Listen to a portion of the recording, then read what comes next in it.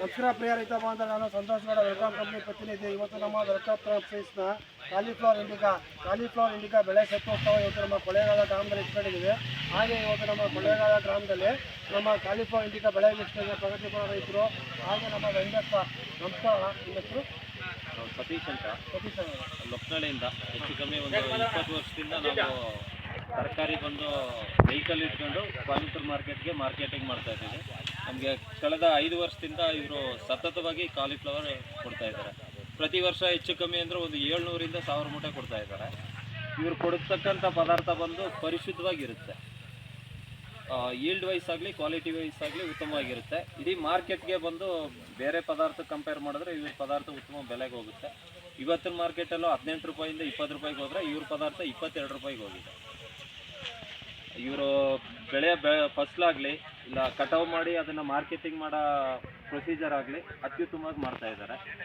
ಒಂದು ನಂಬಿಕೆ ಇಟ್ಕೊಂಡು ನಮ್ಮ ಮೇಲೆ ಒಂದು ಹೆಚ್ಚು ಕಮ್ಮಿ ವ್ಯವಹಾರ ಶುದ್ಧವಾಗಿ ಮಾಡ್ತಾಯಿದ್ದಾರೆ. ಅದೇ ರೀತಿ ನಾವು ಕೂಡ ಅವ್ರಿಗೆ ಉತ್ತಮ ಬಾಂಧವ್ಯದಿಂದ ವ್ಯವಹರಿಸ್ತಾ ಇದ್ದೀವಿ. ನಮ್ಮದು ಒಂದು ಚಿಕ್ಕ ಅಭಿಪ್ರಾಯ ಏನಂದರೆ, ನಾವು ವೆಹಿಕಲ್ ಡಿಪಾರ್ಟ್ಮೆಂಟ್ ಅವ್ರು ಬಂದು ಒಂದು ರೈತರನ್ನ ಉತ್ಪತ್ತಿ ಮಾಡೋಕ್ಕಾಗಲ್ಲ.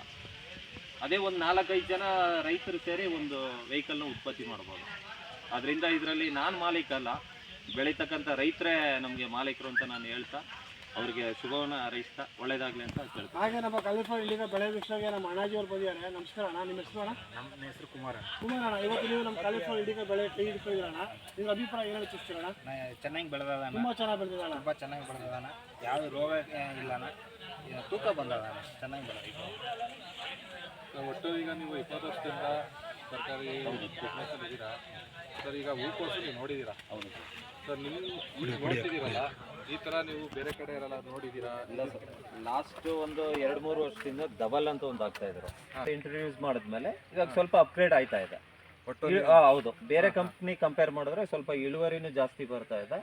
ಕ್ವಾಲಿಟಿ ಬಂದು ಇದು ಸ್ಟೋರಿಂಗ್ ಕೆಪಾಸಿಟಿ ಚೆನ್ನಾಗಿರುತ್ತೆ. ನಿಮಗೆ ಸ್ಟೋರಿಂಗ್ ಕೆಪಾಸಿಟಿ ಹೌದೌದು, ಚೆನ್ನಾಗಿದೆ. 1-2 ದಿನ ಡಿಲೇ ಆದ್ರೂ ಸ್ಟೋರಿಂಗ್ ಕೆಪಾಸಿಟಿ ಚೆನ್ನಾಗಿರುತ್ತೆ. ಬೇರೆ ಹೂವು ಏನಾಗುತ್ತೆ ಅಂದ್ರೆ ಡಿಲೇ ಆದಂಗೆ ಇದು ಹೂವು ಬಂದು ಅಳ್ಕೊಬಿಡುತ್ತೆ. ಹೆಂಗೆ ಸರ್? ಅಂದ್ರೆ ಇದು ಈ ದಿಂಡಿರಲ್ಲ, ಓಪನ್ ಆಗುತ್ತೆ, ಓಪನ್ ಆಗ್ಬಿಡುತ್ತೆ. ಆವಾಗ ಬಂದು ಅದ್ರ ಮಾರ್ಕೆಟಿಂಗ್ ಕ್ವಾಲಿಟಿ ಬಂದು ಕಮ್ಮಿ ಆಗುತ್ತೆ. ಸೊ ಒಟ್ಟು ಇದು ಆ ಥರ ಸುಲಭ. 1-2 ದಿನ ಡಿಲೇ ಆದ್ರೂ ತರೆಯಕ್ಕೆ, ಇವಾಗ ಆಳು ಕಾಳಿನ ತೊಂದರೆ ಇನ್ನೊಂದೆಲ್ಲ ಇದ್ದಾಗ ರೈತರು 1-2 ದಿನ ಡಿಲೇ ಆದ್ರೂ ಈ ಹೂ ಬಂದು ಹಿಂಗೆ ಇರಬೇಕು. ಒಟ್ಟು ನಿಮಗೆ ಟ್ರಾನ್ಸ್ಪೋರ್ಟೇಷನ್ ಆಗಲಿ ಕ್ವಾಲಿಟಿ ವೈಸ್ ಬಂದು ಇದು ಚೆನ್ನಾಗಿದೆ ಅನ್ನೋದು ಅಭಿಪ್ರಾಯ. ಓಕೆ, ನಿಮ್ಮ ಮಾರ್ಕೆಟ್ಗೆ